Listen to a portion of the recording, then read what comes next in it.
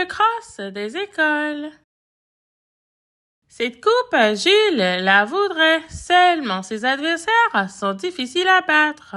Olivia propose de l'aider, mais c'est ridicule, elle est nulle en sport.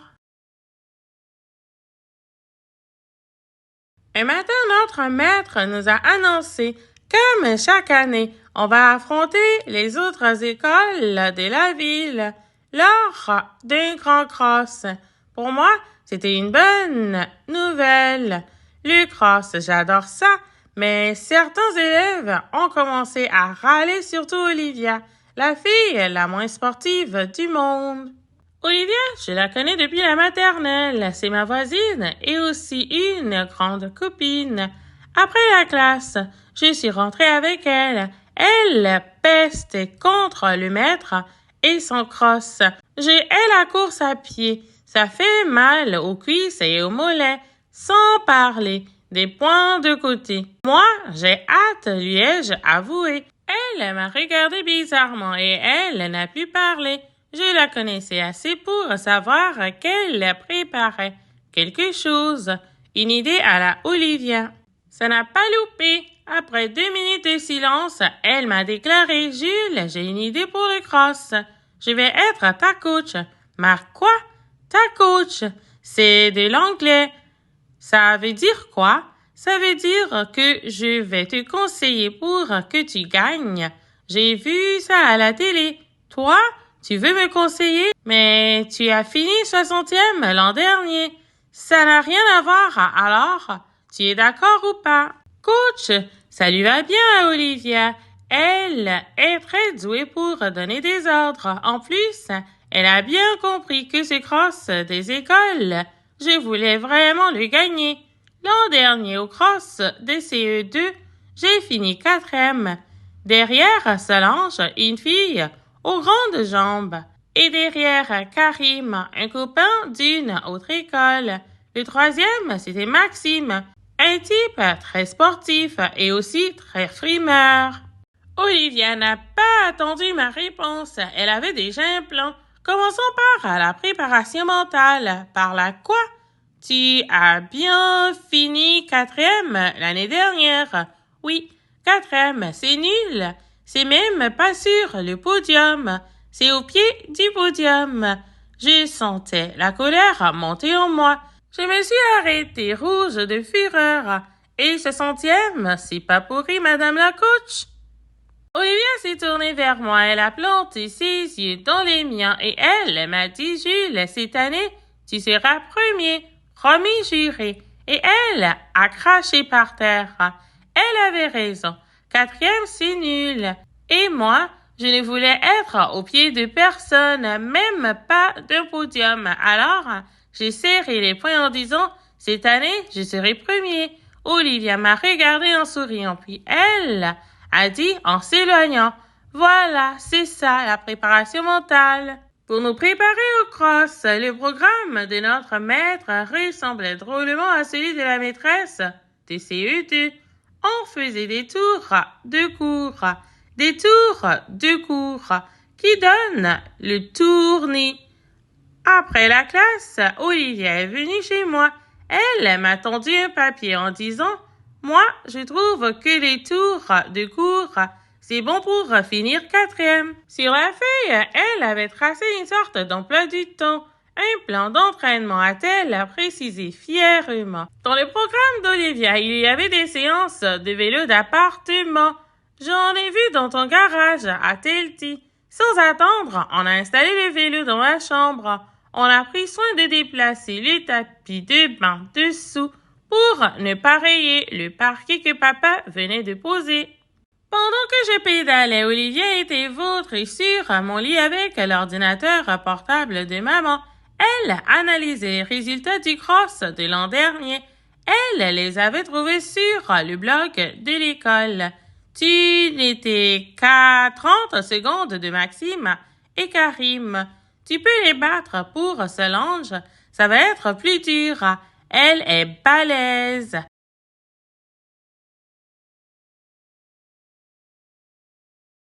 À ce moment-là, Maman a entrouvert la porte. Jules, c'est toi qui as mon ordinateur? Maman m'a vu en train de suer sur son vélo. Elle a levé les sourcils. J'étais essoufflée, mais je lui ai expliqué c'est une idée de ma coach. Olivia a dit il a besoin d'aide pour gagner le cross et moi, j'ai besoin de votre ordi. Je vois ça, a dit maman. Avec toi comme coach, je ne me fais pas de soucis pour la victoire. Ensuite, c'est papa qui est arrivé en hurlant « Jules !» Il a ouvert la porte, tout dégoulinant. Avec les cheveux pleins de shampoing, il s'était enroulé dans les rideaux de la douche. On aurait dit une princesse en colère. « Jules, c'est toi qui as retiré les tapis de bain. C'est très dangereux. Heureux que je me suis retenue au rideau. » Sans nous demander ce qu'on fabriquait avec un vélo d'appartement et un ordinateur, il a fermé la porte. Puis, on l'a entendu crier « Vous avez fini vos devoirs ?» C'est sa question préférée. Lui et maman voudraient que je sois champion de conjugaison, de géométrie ou de rangement de chambre. J'ai serré les guidons et j'ai pédalé encore plus fort, en marmonnant entre mes dents. Attendez de voir ma médaille de champion de cross. Je me suis entraînée comme ça pendant une semaine. Chaque soir, Olivia venait m'encourager. Elle a même apporté la photo du podium de l'an dernier. D'accord, je suis peut-être nulle en sport, a dit Olivia, mais je suis une championne d'Internet. En 2 clics, j'ai retrouvé une photo du podium. Et elle l'a accrochée sur le mur devant moi. Tu veux que je pédale devant une photo? C'est idiot. N'empêche qu'au bout d'un quart d'heure, je n'avais qu'une envie. Rattraper Solange, Karim et Maxime, là, accrochés au mur. C'est aujourd'hui le grand jour. Le réveil sonne, je saute du lit. J'enfile mon survêtement et je descends dans la cuisine. Maman est en train de boire son café. Bonjour mon grand, déjà levé? On va au grand stade en bus. Je ne peux pas le louper. Ah oui, c'est vrai, dit-elle en hochant la tête. Le fameux cross du placard. Je sors des ingrédients inhabituels. Maman est surprise. Tu ne bois pas ton chocolat ce matin? Non, ce matin je prends un petit déjeuner énergétique. Avec un aimant, je placarde sur le frigo la recette qu'Olivia m'a donnée la veille. Dans un bol, je verse des céréales. J'y ajoute 2 cuillères de miel. Je coupe une banane en rondelles et l'écrase avec une fourchette. Je mélange. Ça fait une grosse boule qui colle. J'ajoute quelques vermicelles colorées au chocolat. Même en couleur à ma peau, s'il n'y en a rien d'appétissant, je plonge ma cuillère dans cette bouillie et la porte à ma bouche au ralenti. Je fais une grimace qui doit être plutôt marrante car maman éclate de rire. Mais finalement, ce n'est pas si mauvais. C'est même très bon. Plus tard, dans le bus qui nous amène au stade, on rencontre quelques-uns de nos adversaires. On partage le transport avec les élèves de Jean Jaurès, l'école voisine. Parmi eux, il y avait Maxime, encore plus frimeur que l'an dernier. Il porte un équipement flambant neuf avec des couleurs qui font mal aux yeux, tellement elles sont vives. Le plus étonnant, c'est que le garçon assis à côté de lui est habillé exactement pareil. Olivia semble lire dans mes pensées. Elle me dit « C'est son frère. Il a redoublé son CM1. Cette année, il court avec nous. Mais c'est pas juste. Il a 1 an de plus que nous. Leur père est prof de sport.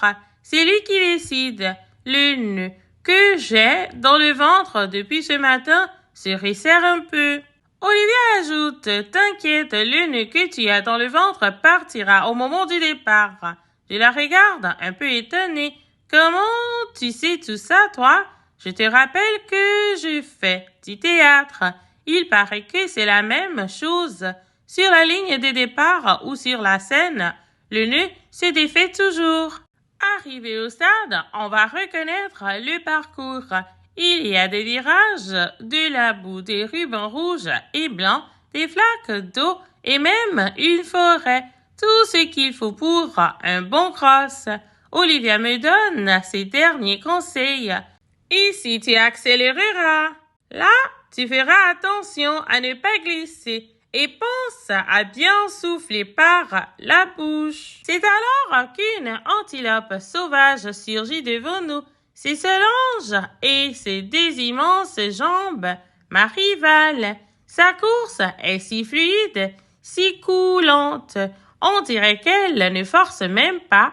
Je dois avoir l'air terrifié car Olivia me dit « Te laisse pas impressionner, Jules. Ses jambes, c'est du coton. » À la première flaque, elles seront toutes molles. Je n'ai pas le cœur à rigoler, mais je souris quand même à Olivia. Mon sourire s'efface dès que je vois Maxime et son frère dans leur tenue d'athlétisme. Ils ont même des chaussures à pointe pour ne pas glisser dans la boue. Leur père les observe, le regard dur. Il a l'air tellement tendu qu'on ne sait pas s'il est là pour les encourager ou pour les disputer. Je les plains presque. Je préfère 1000 fois ma coach. On se dirige vers la ligne de départ quand le drame survient. Une envie de faire pipi, pressante. Au pire moment, dois-je me retenir? J'hésite un peu. J'en parle à Olivia. Non, m'ordonne-t-elle, vas-y vite. À 5 minutes du départ, je file dans les toilettes du stade. Une fois soulagée, je vais pour ressortir des WC. Mais le loquet de la serrure me reste dans les mains. Je suis bloquée dans les toilettes. La panique commence à monter. Je tambourine, appelle, donne des coups de pied dans la porte.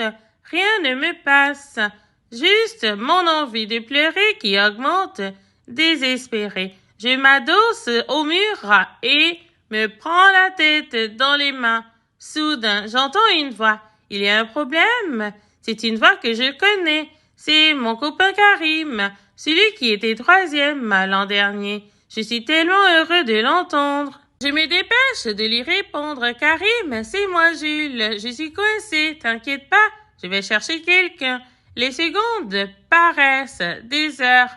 Karim revient enfin. C'est ici, dit-il. J'entends des cliquets dans la serrure, puis soudain la porte s'ouvre sur un homme accroupi avec un tournevis à la main. Il dit « Il faut que je change cette serrure. Ce n'est pas la première fois que ça arrive. » Je sors en remerciant les gardiens du stade et je vois Karim qui m'attend malgré le départ imminent du cross. C'est Olivia qui m'a dit de venir. Elle s'inquiétait. Dépêche-toi, j'ai un cross à gagner, moi. À ce moment-là, un coup de feu retentit. La course de CM1 est lancée. Karim et moi, on se précipite hors des toilettes et on passe la ligne de départ derrière tout le monde. On rejoint Olivia assez vite. Elle est déjà en train de marcher. Dès qu'elle me voit, elle m'encourage. C'est bien, allez Jules, respire. Respire, ça peut paraître idiot comme conseil, pourtant, comme je suis partie très vite, je n'ai pas pensé à ma respiration et je suis quasiment en apnée depuis le départ. J'ouvre la bouche et inspire profondément comme lorsque je sors de l'eau. Après un plongeon, mon torse se gonfle pour faire plus de place à mes poumons. Je revois alors mentalement le schéma que le maître a dessiné hier au tableau. La trachée, les poumons, les branches et les alvéoles avec les flèches pour le trajet de l'air. Tous les schémas s'activent dans mon corps. Je peine à suivre Karim. Il est temps que je me concentre sur ma course. Je relâche le haut de mon corps, allonge ma foulée et vide tout l'air de mes poumons à chaque expiration. Mes jambes répondent bien. Les airs supplémentaires sur le vélo d'appartement n'ont pas été inutiles. Je reviens à la hauteur de Karim. Maintenant, je me sens en pleine forme. On double tout le monde. Les copains qu'on dépasse nous encouragent. Tantôt, allez Karim, tantôt, allez Jules. Soudain, un truc me traverse l'esprit. J'ai dit à Karim, c'est bizarre, on n'a pas doublé le frère de Maxime. Pourtant, avec sa tenue fluo, on aurait dû le voir. T'occupe, dit Karim. C'est moi que tu devras battre si tu veux gagner. Reste concentré. Il a raison. La course se passe devant, pas derrière.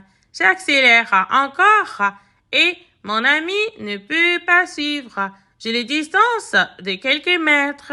Je commence à avoir mal aux jambes. On dirait que j'ai 2 boules de pétane à la place des mollets. À chaque foulée, mes jambes sont de plus en plus lourdes. Malgré tout, je rattrape celui qui est en tête. À mon grand étonnement, ce n'est pas Maxime, mais son frère. Solange a dû se tromper. Je me retourne. Karim est lâché. Cela va se jouer entre le frère de Maxime et moi. On entre enfin dans le stade. Il reste encore 300 mètres. Quasiment un tour de piste. Je n'ai plus seulement mal aux jambes, mais aussi aux bras. Et je peine de plus en plus à respirer. Avec mon adversaire, on est au coude à coude, mais aucun de nous ne veut montrer sa faiblesse. Enfin, au bout d'une ligne droite, je vois l'arrivée. Tout le monde est placé le long de la piste et nous encourage en poussant des cris. Mais je ne vois rien et je n'entends rien. Je ne sens même plus mes jambes. Je donne mes dernières forces dans le sprint final. Je serre les dents et je tire sur mes bras, comme si je me tractais à une corde imaginaire. Dans les derniers mètres, le frère de Maxime accélère tellement qu'il me laisse quasiment sur place. À bout de souffle, je me jette en avant pour passer la ligne d'arrivée. Je ne suis que deuxième. Abattu, épuisé, je m'écroule par terre. Je trouve un peu de force pour applaudir Karim, qui finit troisième, mais le cœur n'y est pas. Je suis tellement déçue. J'aperçois alors Solange, qui arrive à son tour. Elle est très agitée. Elle se dirige directement vers nous en criant « Ils ont triché! Il était caché! Ils ont triché! » Elle désigne le frère de Maxime. Il n'a couru que la deuxième partie du parcours. Maxime a couru la première. C'est alors qu'on voit arriver Maxime. Son père le tient par le bras. Le père dit aux organisateurs de la course « Elle a raison, j'ai trouvé Maxime caché dans le bois. » Je comprends alors pourquoi le frère de Maxime était si rapide à la fin. Le prof de sport est rouge de honte. En passant à côté de moi, Maxime baisse les yeux. Je l'entends dire à son père « Mais papa, tu nous avais demandé de gagner. »« Oui, mais pas en trichant, lui répond-il. » Olivia arrive alors de sa course en trottinant. Dès qu'elle me voit, elle demande essoufflée « Alors, Jules, tu as gagné? » Je ne sais pas vraiment quoi répondre. Un des organisateurs arrive, me prend le poignet et lève mon bras comme sur un ring de boxe. Oui, c'est Jules, le vainqueur du cross des écoles. C'est la remise des récompenses. Comme je suis premier, je monte sur la première marche du podium et j'ai droit à une belle coupe. Déchaînée, Olivia entraîne tous mes copains qui applaudissent en criant mon prénom. Sur la deuxième marche, Karim me serre à la main et Solange, troisième, me fait un clin d'œil. Malgré leur sourire à tous les deux, je sais que le cross de l'année prochaine sera difficile à gagner. Solange confirme. Le plus difficile, c'est de rester au top. Champion. Rendez-vous l'année prochaine. Soudain, j'entends une voix familière qui nous interpelle. Un petit sourire. C'est papa. Il est là, juste en face du podium, à côté de lui. Maman nous vise avec son appareil photo. Je suis surpris de les voir. C'est Olivia qui nous a dit de venir t'encourager, dit maman. Tu étais tellement concentrée que tu ne nous as même pas entendus. C'est alors que je reçois un jet d'eau en pleine figure. C'est collant et sucré. Ce n'est pas de l'eau. Olivia est en train d'agiter une bouteille de limonade et d'asperger tout le monde à la ronde. Elle s'approche de nous. Tiens, Jules, dit-elle en versant de la limonade dans ma coupe. Tu vois, j'avais tout prévu. Elle lève sa bouteille en l'air. Je fais de même avec ma coupe en criant à notre victoire, coach. Et à celle de l'année prochaine, me répond-elle.